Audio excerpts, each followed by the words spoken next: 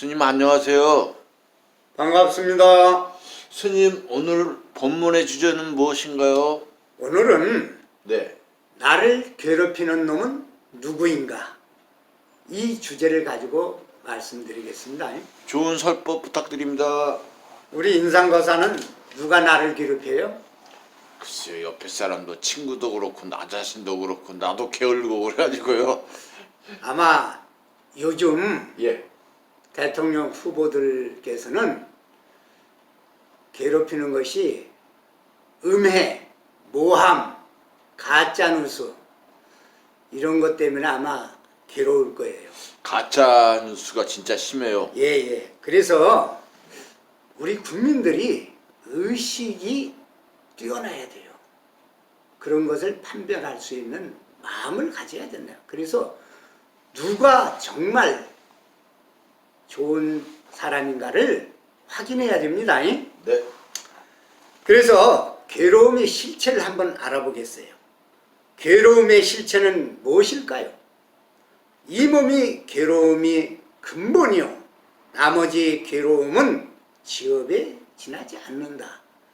이것이 심지광경에서 나오는 얘기입니다. 네 사람의 피부가 정사 가까이 앉아서 담론을 하는데 세상에서 가장 괴로운 것이 무엇인가 하는 것이었습니다.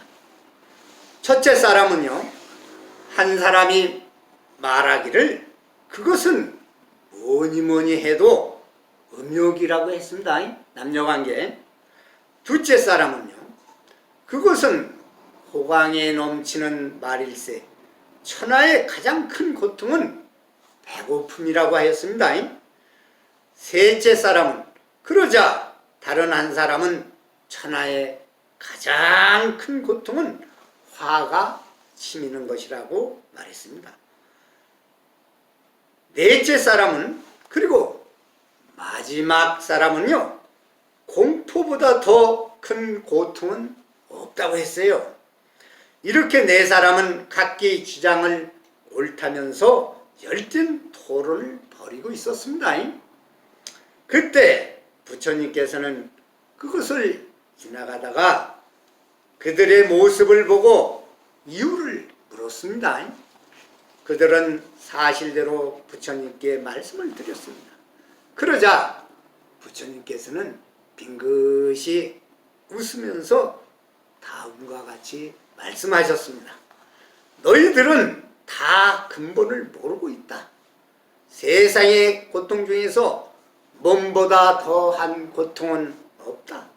배고픔이나 성냄이나 공포나 음욕은 모두 몸이 있기 때문에 일어나는 것이다. 이렇게 말씀하셨어요.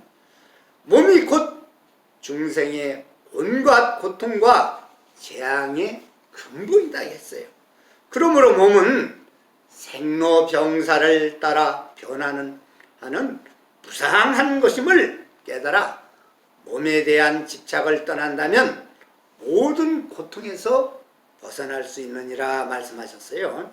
그래서 몸의 고통을 없애기 위해서는 생각을 잘해서 수행 공부만큼 좋은 것은 없다고 했습니다.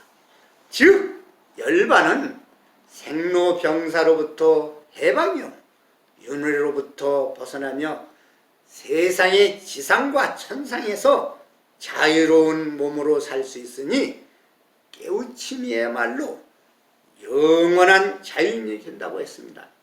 우리가 행복해지려면 은혜로운 마음으로 재물을 널리 베풀고 한순간도 미련을 남겨 후회하지 않으면 반드시 자기 자신을 확고히 하고 좋은 인연을 만들며 함께 피안에 이른다고 했습니다. 부처님께서 기원정사에 계실 때요, 수달다 장자에게 물으셨습니다. 장자여, 그대는 항상 가난한 사람들에게 널리 베푼다고 들었는데 그것이 사실이요? 그렇습니다. 성문 밖으로 찾아가 보고요, 집을 찾아오는 사람을 다 널리 보시합니다. 이렇게 했어요. 저는 이런 사람에게는 주고 저런 사람에게는 주지 않겠다는 생각을 하지 않습니다. 이렇게 했어요. 모든 중생들에게 골고루 보시합니다. 이것이 한결같은 무주상 보시마음입니다. 이게 사제론에서 나오는 얘기예요. 우리는 죽은 자에게는 주머니가 없다는 사실을 알면서도 왜 그렇게 실천을 못하는데 쓸데없이 욕심을 낼까요? 저는 살면서 재벌들을 많이 봐왔어요. 만나봤고요. 정말 죽을 때는요, 1원 한 장 가지고 가지 못하는 것을 또 많이 봐왔습니다. 실제 그러고요. 살아서 좋은 일을 많이 하고 가면 저승에 가서요, 좋은 대우를 받을 텐데 이런 이치를 모르나 봅니다. 절대 죽으면 끝이 아닙니다. 육두요인가 왜 있고요, 천당과 지옥이 왜 있습니까?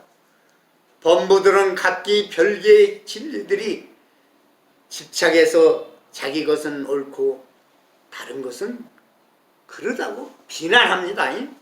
항상 남의 입에 오르는 한 수도승이 사실인지 아닌지 재판관에게 가는데 당나귀를 거꾸로 올라타서 재판관의 앞을 한 바퀴 돌도록 되어 있었습니다.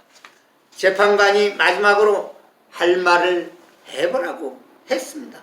그러면 제가 어느 쪽으로 향하고 있다고 생각하십니까? 하고 반문을 했습니다. 재판관은 흥미롭다는 듯이 당신은 지금 뒤를 보고 있지 않는가 하고 대답했습니다. 그러자 그 수도승은 재판장께서는 지금 단순히 제 위치만 보고 있어. 전 분명히 앞을 보고 있소이다. 뒤를 보고 있는 것은 제가 아니라 당나귀라고 했습니다. 범부와 깨달은 자의 차이는 항상 자기 잣대로 해석한다고 했습니다. 고정관념에 매여 있습니다.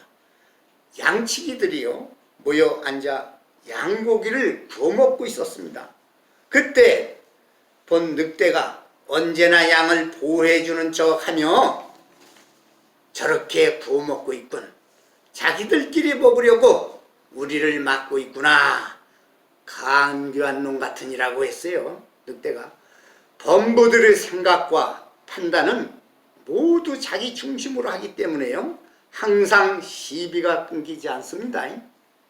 그래서 부처님께서 말씀하셨어요. 대상을 따라 빛깔과 형상을 인식하는 것이 범부들의 지혜로다. 차별을 떠나 지혜가 열애이니라, 이렇게 말씀하셨어요. 주인이 없는 이 몸을 습관을 바꿔 주인이 된다면 죽음을 맞이해도 두려움과 후회는 없습니다. 우리가 괴로움의 실체를 알게 되면요, 내 몸을 함부로 하지 않고 사랑하고 잘 보존하면서 남도 내 몸처럼 아껴주고 존중하면서요, 나는 항상 무상함을 알아차리고요, 건전한 삶과 깨우침으로 보시하고 함께하는 공익 추구를 해야 되는 거예요. 죽는 순간에 후회는 이미 늦습니다. 그런 사람 많이 봤어요. 그래서 항상 알아차림이 필요합니다. 사티, 사티, 사티, 이 생각하라는 거예요. 생각이 바로 실천될 때 우리는 바로 내 몸을 잘 다스릴 수 있고요, 나도 이롭고 남도 이롭고 좋은 자리 이타가 될 수 있습니다. 경청해 주셔서 대단히 고맙습니다.